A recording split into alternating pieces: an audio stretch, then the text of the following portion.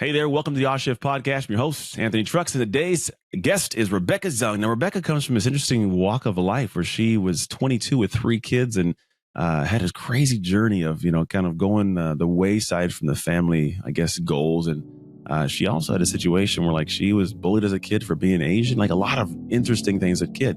And it led her into a journey where she eventually left her first husband or got divorced and then went and entered into law and became, one of the best family law practitioners in the country. Was a regular on, I think, E! News Network for her perspectives and views, and she's done a lot of stuff. She's at one point represented for family law Arnold Schwarzenegger's goddaughter. Like, she's been in the midst for a while, but she happened across this interesting space that a lot of people had to uncover, which is narcissism and narcissists, how to deal with these people, how they interact in the world, and how they affect your life. And so she actually created an entire YouTube series that's now at 400, I want to say 1,000 subscribers, and she reaches tens of millions of people each week with her videos that teach you how to negotiate and interact with narcissists. So this episode's an interesting one. It's one that's unique, but I think it'll give you great value. So let's hop in and I'll see you over there.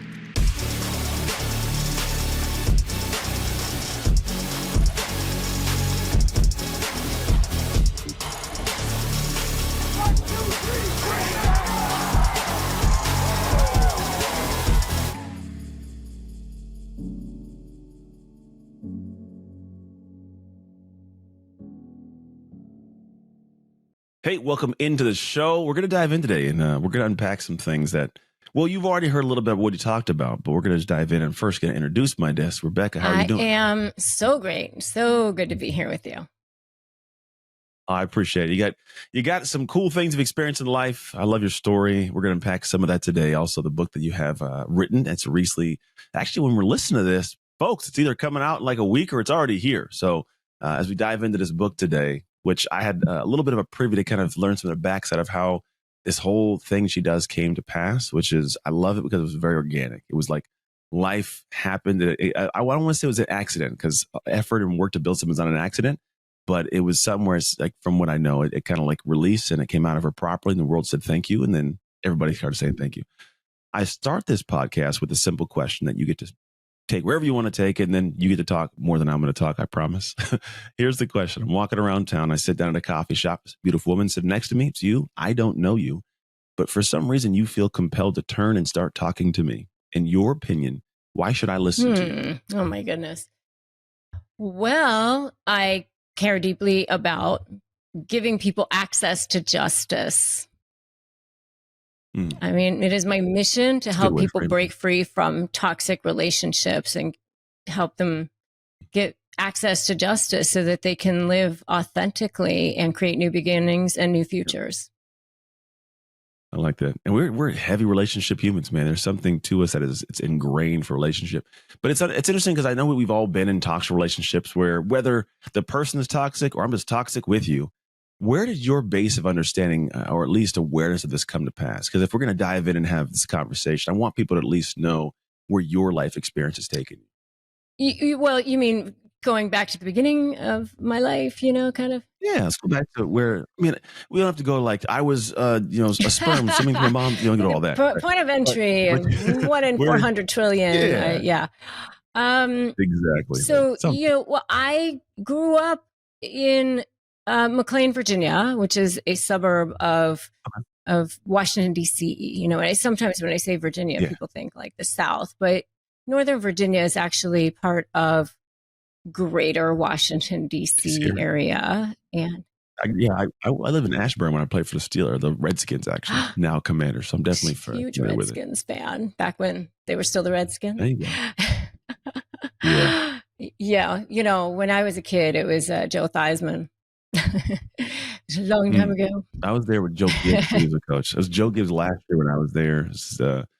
I want to say it was Campbell was the quarterback. Yeah, it might have been Campbell. I can't remember 100%. But yes, it was the Redskins back then. But yeah, it's a little different now. Yes, when I was little, it was Joe Theismann a long time ago. Yeah, a little while ago. But anyway,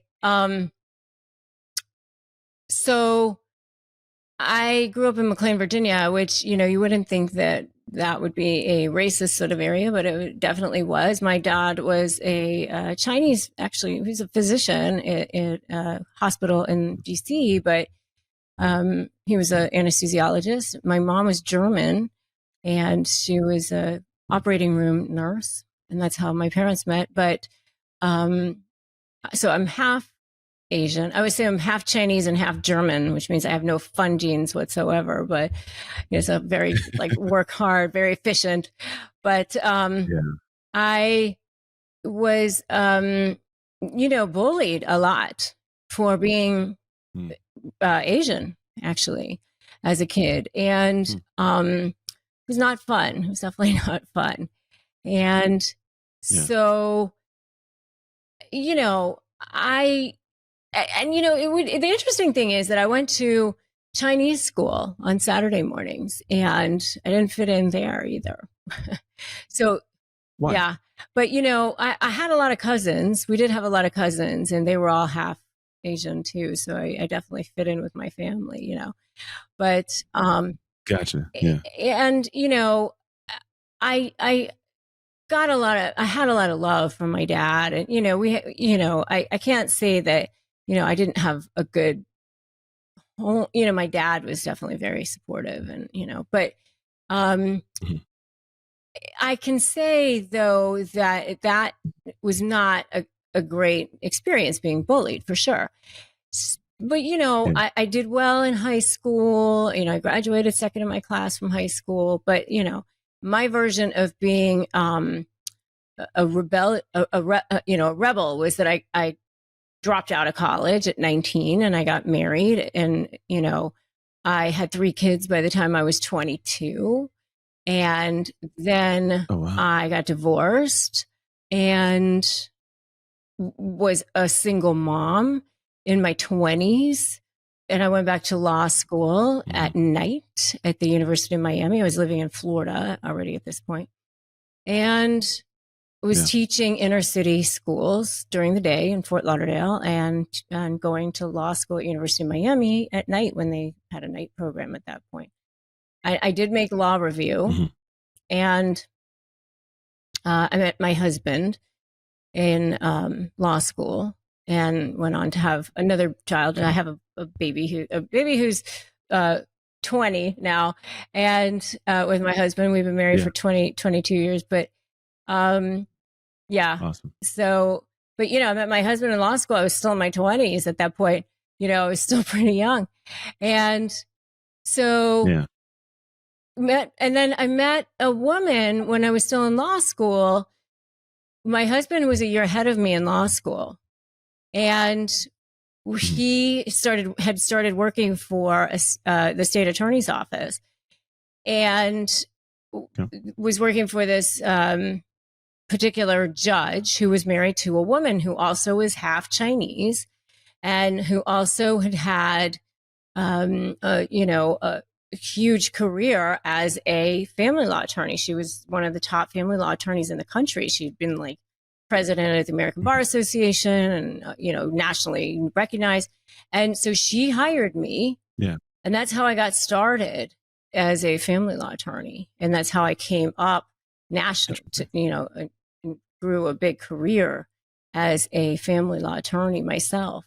And really was representing billionaires, celebrities. I represented Arnold Schwarzenegger's goddaughter. I traveled with him all over the world. I a lot of names that you would recognize. I was a regular correspondent on Extra,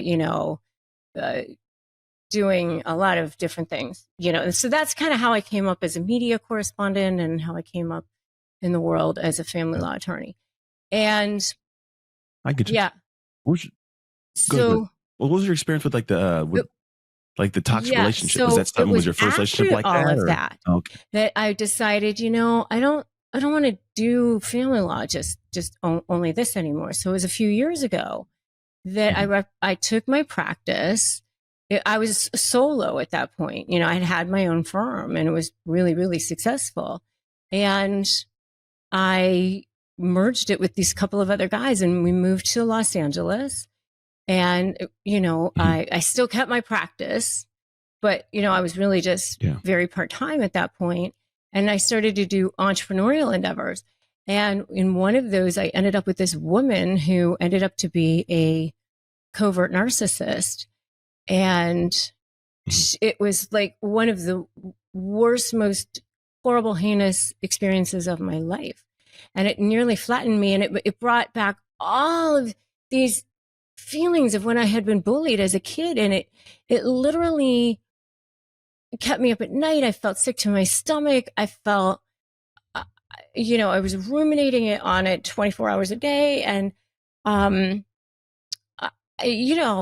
what was really interesting to me is that all that stuff of when I had been bullied as a kid, I thought I had long passed, long dealt with, because I had a lot of success. I had a lot of friends. I had a very big life, And so what I tell people is that they don't attach themselves to you because you have so little value. They attach themselves to you because you have so much. And and it can happen to anybody. I get it. It's tough, yeah, especially when you're in a situation where because people that are like that, they're fairly good at manipulating. Now, I've always had this kind of back and forth thought, like, well, how do you really know like a narcissist? I can walk outside and go, that's a lion. Like I can see it. It's a lion. That's a zebra, right? How does somebody be able, like, how do you know? Is it just the traits, how they act? Because I know some people call people narcissists, but I don't know if they even know what that means sometimes. They're just saying it because they know it's not the best thing to be called. How does somebody know? Like you say it's a closet narcissist. What does that mean, I guess? And how could somebody be able to like to discern between someone who just is maybe having a bad day or something, or maybe to say some off things, or something that genuinely is that? Yeah, that's such a great question because, I didn't know. I actually thought a narcissist was only male and a misogynist and sort of a big mouth and, a person who was sort of took over the room and a person who was just boastful and bragging about themselves. I didn't know a narcissist could be female and covert and all of those things, right? So it's such a great question. A narcissist is a person who feels totally and completely empty inside. And by the way, it is a spectrum, and there is a legitimate personality disorder on the DSM-5.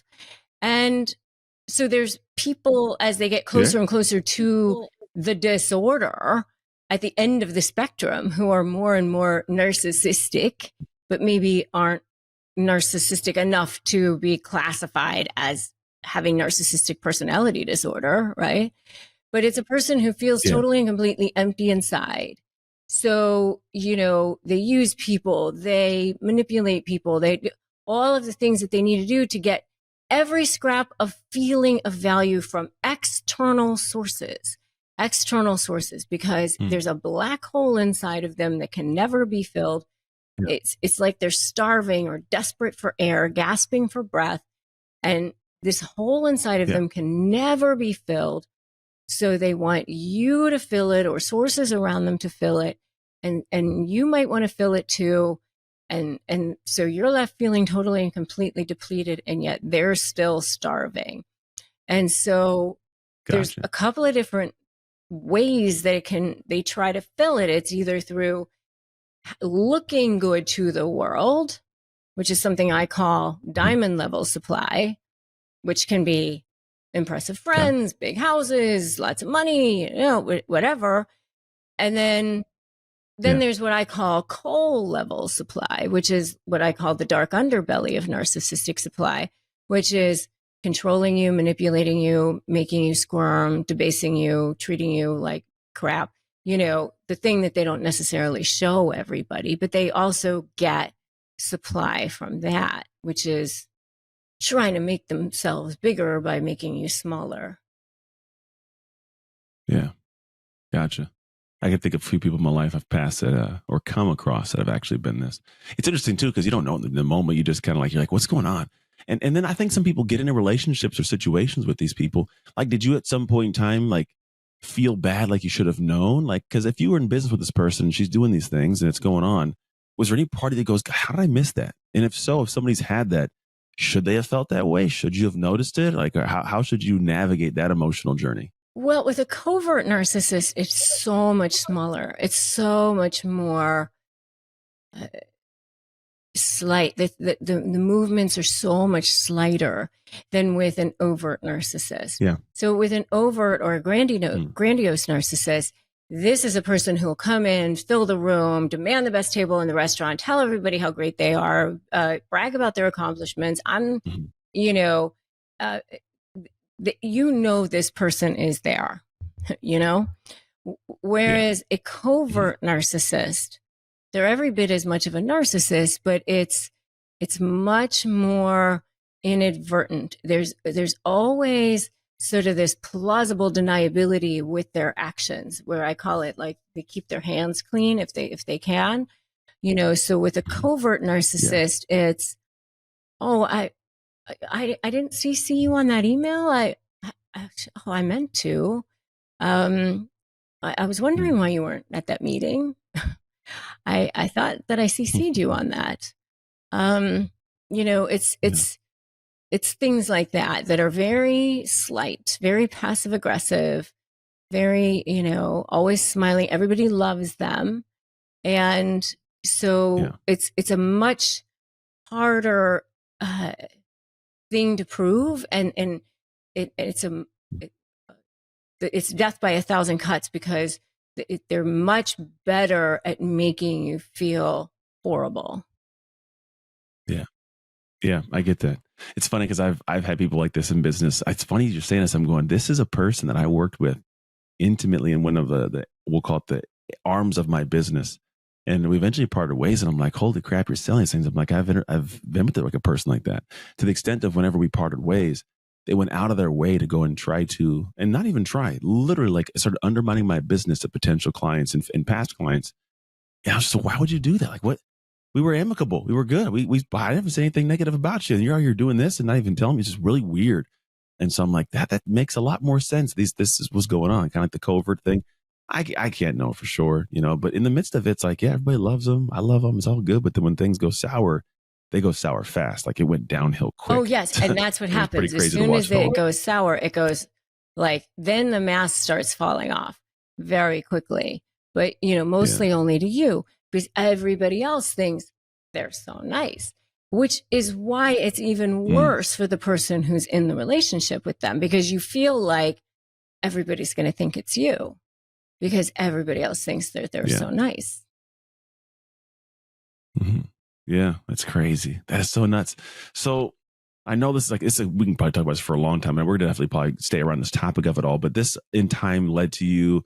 I'd love you to share kind of like how the branching of your brand in the world grew. Because now you've authored multiple books. You have a new one that's out now or coming out very, very soon, like within a week. And that was a journey, I'm sure, of you putting an idea out, and that idea grabbing hold. People ask for more to where now you have over 300 something thousand subscribers on YouTube, millions and millions and millions of views, the impact lies all over the world. How did that kind of come to pass? I know the story, having obviously talked to you previously, but do you mind sharing like how that kind of organically grew into what it is? Yeah. So it is interesting, because as I was parting ways with this particular business partner and realizing what was kind of happening, I was also teaching myself the YouTube algorithm. I was also teaching myself about how to do funnels. And I was also still flying back and forth to continue my law practice at that point. And so I was teaching myself about narcissism, and not to study narcissism for this, but really just because I was like, somebody had mentioned to me that this person was a covert narcissist. And so I was like reading voraciously about, you can see behind me, I have like all these books on narcissism. I was just like trying to learn about it just for my own sanity. And as I was learning about it, I thought, wait a minute, I think I can apply this to my cases. And so it was really just a God thing. Like, I believe that this whole confluence of events was happening all at the same time for a reason, because this was all happening at the end of 2019. Okay. So if you can think about what was going on in the world at that point, okay, I started applying this to my cases, and I started, boom, all of a sudden, suddenly seeing movement in my cases. I thought, wow, I'm really onto something here. And I thought, okay, I'm going to do a video on YouTube about this. So prior to this, I was doing videos on YouTube on how to negotiate with how to negotiate, period. Pay raises and things like that. And I was not getting a lot of views. And then in January of 20, I did 1 or 2 videos on how to negotiate with a narcissist. And all of a sudden I started to see blips of more views. And I thought, oh, okay, I'm going to do more videos on this. And then I thought, well, if I'm going to do more videos on this, then let me go ahead and create a course on this. So I had decided that my course would go live on March 11th of 2020. Okay. Now, I, of course, didn't have any idea that COVID was coming or anything like that. But but I thought, okay, I had just randomly picked that date. And then I did my very first webinar called the 3 Must-Have Secrets to Communicating with a Narcissist to sell the course on that date. And I literally, in January of 2020, I had 300 subscribers on my YouTube channel. And you know this to be true because you saw my numbers. You attended this presentation that I did. That's fine. Okay. So I had no numbers, and I didn't even have enough numbers to be monetized on YouTube at that point. And so I did that, and then all of a sudden the world shut down. So I couldn't fly back and forth between LA and Florida anymore. And so I thought, okay, well, I'm just going to concentrate my life on doing more on YouTube. And all of a sudden it just exploded. And now I have 400,000 subscribers on YouTube and 40 million views. And I've sold 10,000 of my SLAY programs. And I have a certification program as well. And new book when Chris Voss wrote the foreword. And my life has totally changed in 3 years. Totally changed in a good way, right? Because you're helping people. Because it's crazy. Like, I'm sure there's got to be a spectrum of people that have like narcissistic behaviors and stuff, but it affects people in many ways, and I don't think we pay attention to it all. And so I'm glad you actually put that stuff out, because you are right. Once you find the pocket that people want to hear more about, it almost starts to become like a natural flow out of you. It's just things you didn't even think were viable become like gold to some people. So I can see why it picks up and rolls. Because as you're unpacking, I'm like, gosh, I didn't even realize, but that was that. And I'm sure if I had a different set of skills from just reading your book or watching your content, I probably could have navigated those situations a little bit smoother. So you've gone on to write this book, which I do want to unpack. It's called Slay the Bully. How to negotiate with a narcissist people, and win. I mean, I'm the only lawyer that's teaching it. That's why. Oh, interesting. Okay. Well, yeah. So then I guess what was the draw to write the book? Was it people asked for the book? You just felt it was time for the book? What was the push for the book? And then I guess when you wrote it, who were you thinking about? Like, were you talking about a mom? Were you thinking about a colleague? Were you thinking about some, like, because I usually, when I write my books, I'm thinking about somebody I'm writing to. So I'd be curious to know, why was it the right time for the book? And then who are you writing it for?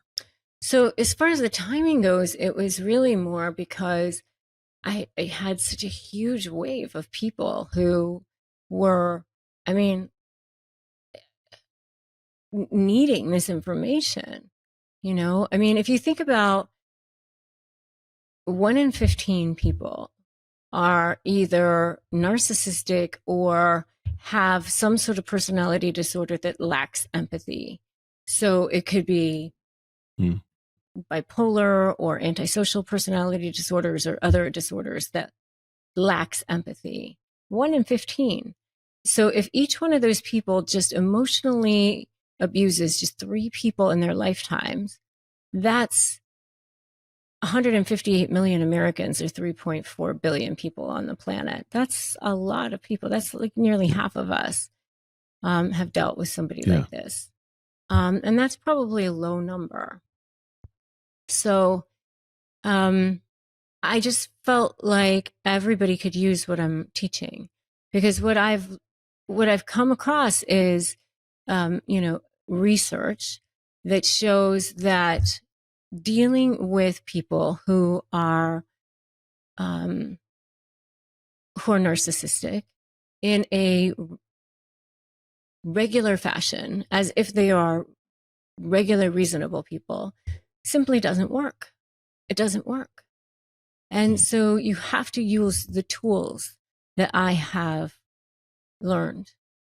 And my tools work. I know that they do, because I have more than 10,000 people who have come back and told me that they do. I have hundreds and hundreds and hundreds of testimonials of people who've said that they've not only have their lives have been changed, some people have told me that they were ready to commit suicide and that they haven't because of my tools, like I just believe so much that I know that I'm meant to be doing this, and so the book, not everybody can afford access to what I'm doing. I've actually now started a 501c3 with Lindsay Snyder, who owns In-N-Out, because, I want people to have access to legal fees that can't afford it. I just believe that, I get on a soapbox about this because I just really do believe that people should have access to justice. There's a huge justice gap in this country. Most people can't afford legal fees, and so. How much does this tie into the justice aspect? Because you did mention that earlier, and I didn't quite see where it fit. I'm trying to still plug it in. I think I have an idea.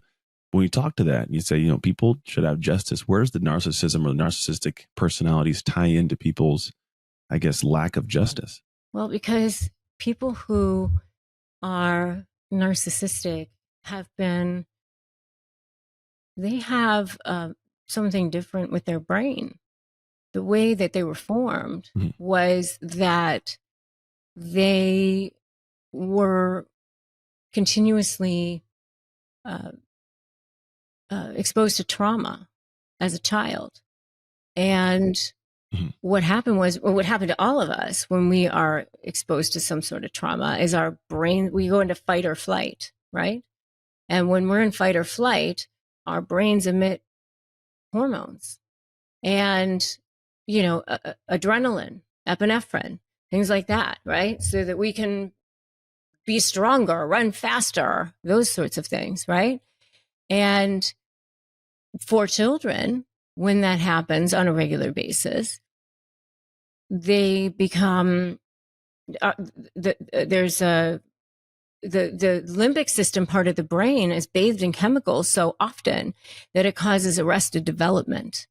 And so while the prefrontal cortex part of the brain might continue to develop, the limbic system part of the brain does not.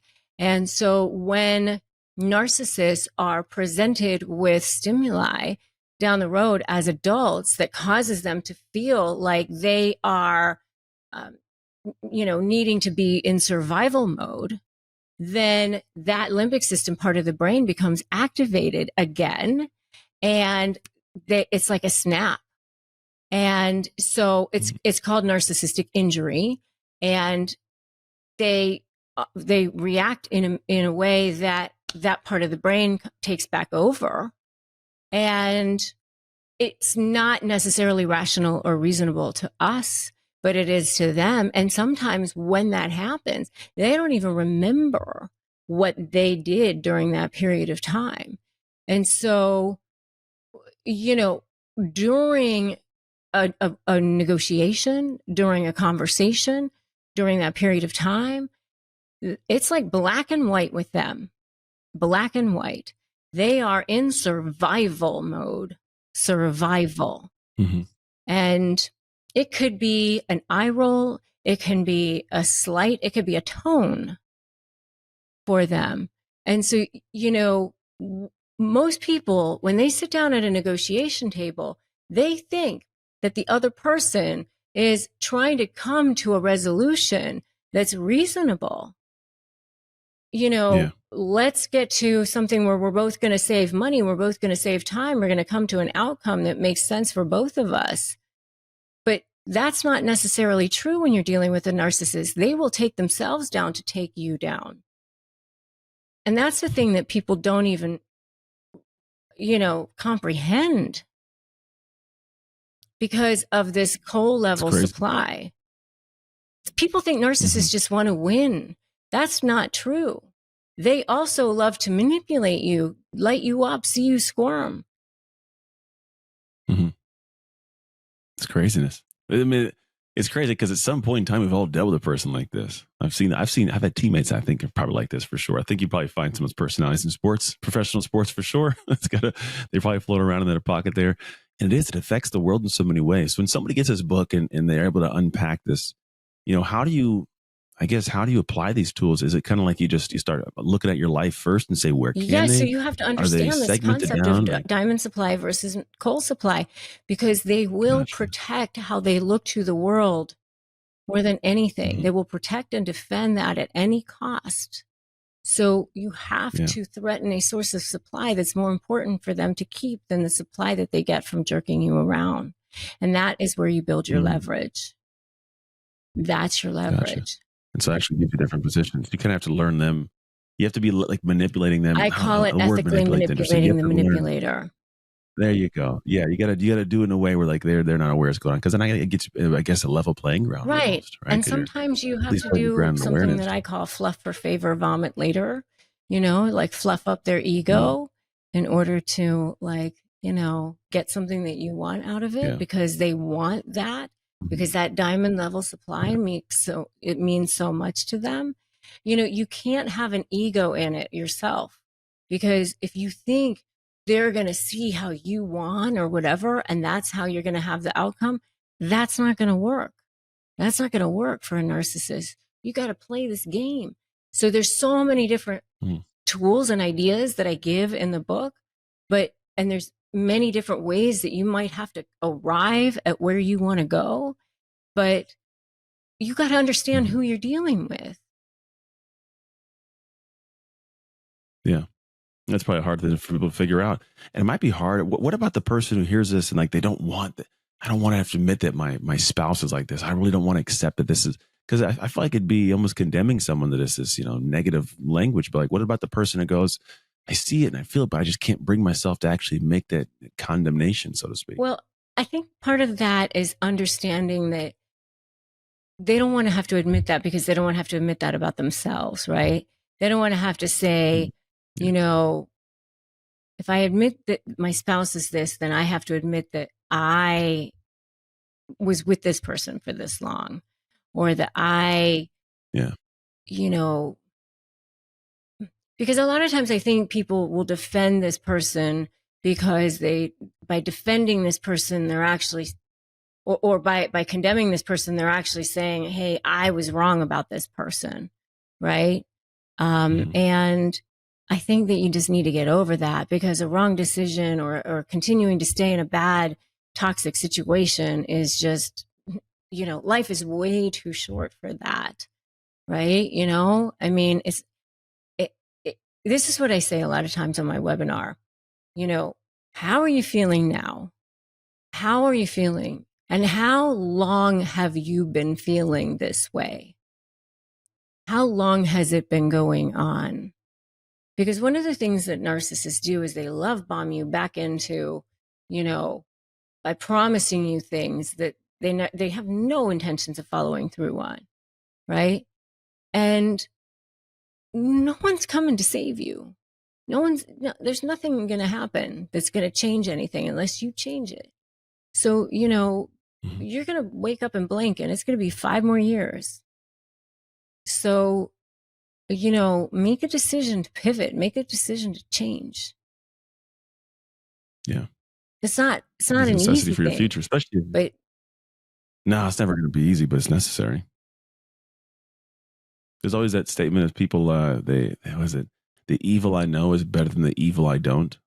Like there's this endurance kind of mentality people have. And I go, I know there's situations we shouldn't be in. And I'm not talking specific to narcissism, but if somebody's sitting here going, golly, That's that person, right? It's one thing you can go like, I can handle this, or I've dealt with this, or I don't want to. But then like life on the other side, when that's removed, is, man, it's so much more free when you have crappy people out of your life. I for sure had a person in my early years of business that I worked with that, I mean, prototypical. I mean, from what you're stating, I'm like, this person checks every box you're stating, you know? And I go, I'm so glad, because at one point in time, I was like, it was 9 months of me dealing with this. I'm like, I'm done with this. Get out. I had to call the police and the person to get them to get their stuff out. It was crazy. And then they went out in the world, just tried to down talk me. And I live my life so very clean. That's that statement of live your life in a way that if somebody speaks bad of you, no one listens. Like, I've lived that way. And this person had some crazy things they grew up doing. And so it's one of those things, but like, you still look and it still lingers. I'm talking about it now, you know? It's one of those things where like, if you don't get out from underneath it, it can just absorb and consume you, and you won't even notice it. And so I'm so glad I did get out of that situation when I did. Wish it would have happened faster, but it taught me a lot. I have a different sense of how I interact with people. I engage with people. I'm removed of the crazy in my life for sure. Defend your light with your life. Yeah, and I have to. Man, this has been fun talking to you. I didn't realize time flies when you're having fun, right? Having good conversation. So 2 questions to conclude. The first question is, where do I send people to get your book rated? Slaythebully.com. That's a good one. That was available. Slay the Bully. That was like, why it was just open. It was just open. It was for me. Wow. Right. Look at you. I don't want to say luck. That's serendipitous. That's God right there. I can't imagine that was free, but yeah. Slaythebully.com. Go check it out. Final question. And I'm interested to answer this one. What promise did God make to the world when he created you? Oh, gosh. What promise did God make to the world when he created me? I have no idea. I guess